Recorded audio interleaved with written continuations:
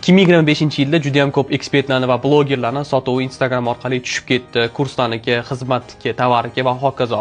Va ko'pchilik inson hozirgi kunda imенно krizisda aybdor deb biladi va shuni bahona va sabab deb biladi.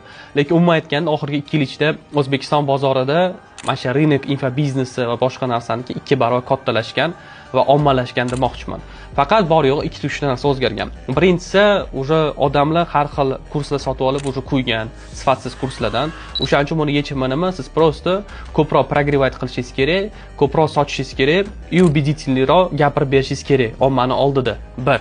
Ikkinchisi esa bu hozirgi kunda trafik juda ham qimmatlashyapti. Ya'ni target orqali olib kirasizmi, Reels orqali bo'ladimi, umuman boshqa narsa orqali bo'ladimi? Imенно pulli yo'llar bilan bu narsa как бы qimmatlashgan demoqchiman. Buni yechimi nima? Hypovoy продвижение ishlatishingiz kerak, ya'ni har xil infopovodlar qilishingiz kerak.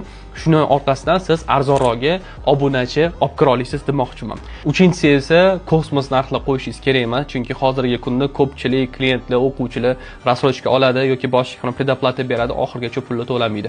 Shuning uchun agar siz adekvatniy narx qo'yadigan bo'lsangiz, ko'proq odamga sotsangiz, ko'proq inson sizda o'qisa, agar sifati yaxshi bo'lsa produktga, keyingi potokka ko'proq o'quvchi keladi demoqchiman. Umuman aytganda, bor yo'g'i shu 3 ta narsa o'zgardi. Qolganlarni agar siz biladigan bo'lsangiz, izohlarda fikringizni qoldiring.